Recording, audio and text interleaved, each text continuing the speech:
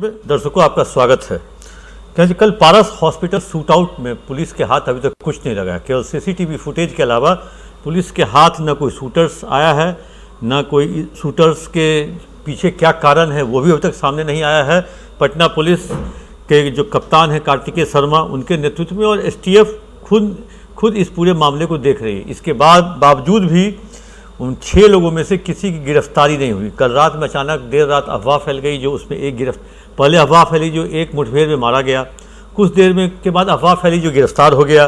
तो वैसी स्थिति में कहें जो पुलिस अभी भी जीरो पे है, मतलब जीरो मतलब सन्नाटा अगर कह लें तो गलत नहीं होगा। पटना के सीनियर एसपी पत्रकारों से दूरी बना चुके हैं, किसी का फ़ोन रिसीव नहीं किया जा रहा है पटना पुलिस के अधिकारियों के द्वारा। उन लोगों को लगता है जब बात करेंगे तो लीक हो जाएगी और बात करेंगे तो जवाब देना पड़ेगा। ठीक है, आप जवाब आप मुझे देने लायक तो है नहीं, आप अपने ऊपर के अधिकारियों को दीजिएगा। तो ऐसी स्थिति में उस घटना के बाद जो चीज़ खुलकर सामने आ रही है, उस घटना के बाद पारस के आसपास के गलियों के कई सारे सीसीटीवी के फुटेज के आधार पर पुलिस के पास ये जानकारी मिली है जो 5 नहीं 6 लोग थे, 2 मोटरसाइकिल पर सवार 6 लोग थे।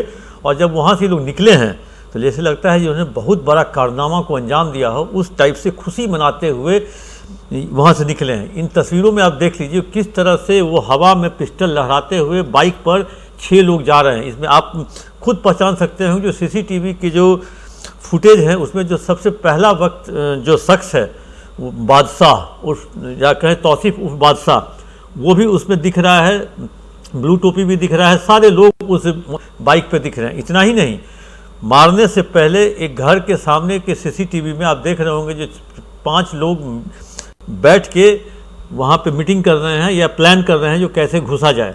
अब ये तो बात जांच में ही पता चलेगा जो आखिर अस्पताल के किन लोगों ने उनका साथ दिया। ठीक है, रास्ता बताने में नहीं, लेकिन अस्पताल से उसकी छुट्टी होने वाली थी आज, और इस ठीक उससे 24 घंटे पहले ही कहें जो चंदन मिश्रा की हत्या कर दी जाती है। चंदन मिश्रा पर लगभग 25 मामले थे। चंदन मिश्रा का कनेक्शन जो कहें 2009 में चंदन मिश्रा और शेरू सिंह दोनों मिलकर साथ आए। दोनों पहली बार आरा के बाल सुधार गृह में गए क्योंकि उस समय नाबालिग थे, अभी उनकी उम्र लगभग 36 वर्ष है। तो हम 2009 के समय ये लोग आए। उस समय एक पेशी के दौरान चंदन मिश्रा भाग गया था और शायद पेशी के दौरान किसी हवलदार को गोली मारकर वो भागा था। उसके बाद शेरू सिंह भी वहाँ से भाग जाता है। दोनों मिलके 2009 से 11 तक 3 साल में शाहाबाद के कई जिलों में, मतलब शाहाबाद के 3 ही 4 जिले हैं, लेकिन बक्सर में अधिकतर कांड को अंजाम दिया। दोनों की दोस्ती बहुत थी, दोनों बहुत अच्छे दोस्त थे। दोनों ने मिलकर गैंग चलाया, कई सारे घटनाओं को अंजाम दिया। लेकिन इस बीच में दोनों को फांसी भी होती है और दोनों की फांसी आजीवन कारावास में भी बदलती है। चंदन मिश्रा आ गया आपको भागलपुर जेल में रहा लगभग 22-23 तक। 22-23 में वो भागलपुर जेल से पटना आता है, बेऊर आता है। इस बीच में शेरू सिंह ने अपना अलग काम शुरू कर दिया। शेरू सिंह का काम था ज्वेलरी शॉप को लुटवाना, बैंक डकैती, या कहें जो ज्वेलरी शॉप उसका टारगेट था। उस ज्वेलरी शॉप के लिए उसने एक अलग अपना गिरोह बना लिया और चंदन मिश्रा से वो अलग हो गया। इस बीच में कुछ ऐसी ही घटना घटी जो राजेंद्र केसरी नाम के व्यापारी की हत्या हुई थी और उसी हत्या में दोनों को फांसी की सज़ा और बाद में आजीवन कारावास। उसमें चंदन मिश्रा और शेरू का जो 2 जेल अलग हो गया, उसके बाद से चंदन मिश्रा ने शेरू सिंह की मदद करनी छोड़ दी और कहें कि कानूनी मदद, इसको लेकर के शेरू सिंह इसको मन में बैठा चुका था, अब ये मेरा पार्टनर नहीं है, अब मुझे साथ नहीं दे रहा है। इस बीच में कुछ कहें जो एक तरह से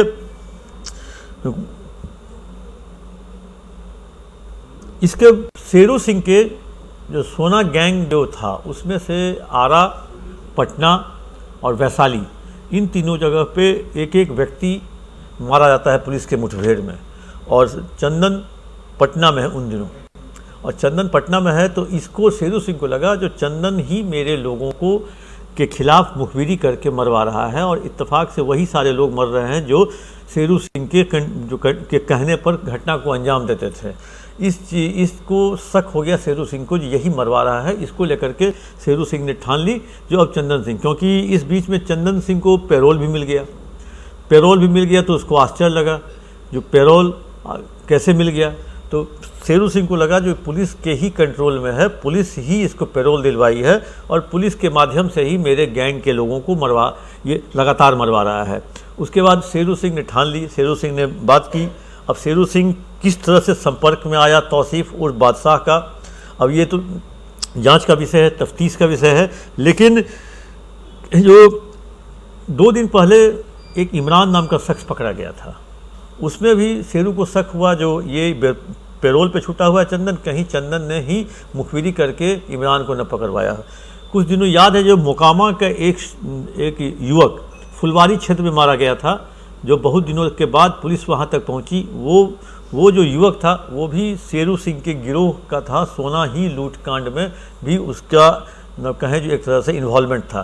तो इन पूरी घटनाओं को देखें तो दोनों गैंग के राइवलरी और शेरू सिंह के गैंग के लोगों का मारा जाना ही जो लगा शेरू सिंह को, जो चंदन मुखबिरी कर रहा है और खुद आराम से पैरोल पे बाहर निकल रहा है, और 2-3 साल के बाद तो 14 साल हो ही जाता आजीवन कारावास, तो ये पुलिस के साथ मिलके मुझे हमारे गैंग को बर्बाद कर रहा है।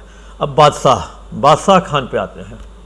बादशाह खान पटना के सेंट कैरेंस स्कूल का छात्र रहा है। बचपन से ही इसको रील्स बनाने का, इंस्टाग्राम करने का इसको बहुत शौक़ है। इसने अपने इंस्टाग्राम या यूट्यूब चैनल भी इसने खोल रखा था, और यूट्यूब चैनल कोई ऐसा वैसा नहीं, मतलब कहें जो हॉलीवुड टाइप का, जो और कहें जो ऐसी चीज़ें इंस्टाग्राम पे अगर पुलिस इसको पहले फॉलो करती तो हो सकता है जो ये बादशाह खान पुलिस के हत्थे चढ़ जाता। बादशाह खान को शौक़ है फ़ोटो खिंचवाने का, फ़ोटो शूट करने का।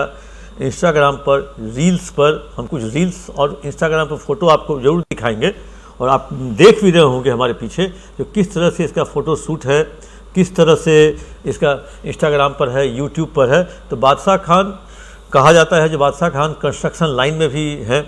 इसका असली नाम तौसीफ़ है, लेकिन ये तौसीफ़ से अपने आप को अगर कोई इसको तौसीफ़ से पुकारता है तो उतना इसको अच्छा नहीं लगता जितना बादशाह सुनने से अच्छा लगता है।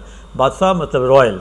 तो ये बादशाह फुलवारी शरीफ का रहने वाला है। पुलिस ने इसके घर पे, इसकी माँ स्कूल चलाती है, इसके स्कूल पे भी दबिश दी, लेकिन अभी तत्काल ये पुलिस के हत्थे नहीं चढ़ा है। लेकिन पुलिस लगी हुई है। इस बार पुलिस इतने कूल और इतने अंदर से काम कर रही है जो किसी को कुछ हवा तक नहीं लग रहा है। लोग यहाँ वहाँ चल इंस्टाग्राम फेसबुक टटोलते हुए वहाँ तक पहुँचे। इसी बीच में तौसीफ़ का एक पोस्टर जारी हुआ। पोस्टर पुलिस को हाथ लगी, जिस पोस्टर में एक पार्टी के सभी बड़े नेता की तस्वीर है और उसमें तौसीफ़ खान की भी तस्वीर है। तौसीफ़ खान ने अपने आप को वहाँ समाज सेवक साबित किया है। वो पोस्टर भी आपको पीछे दिखा रहे हैं, आप घेरे में करके आपको दिखाएंगे कि इसमें तौसीफ़ खान कहाँ है और बड़े बड़े नेता लोग की तस्वीर कहाँ है। तो ये किसी पार्टी से भी जुड़ा हुआ है, और ये तस्वीर देख के आप समझ लीजिए किस पार्टी से है।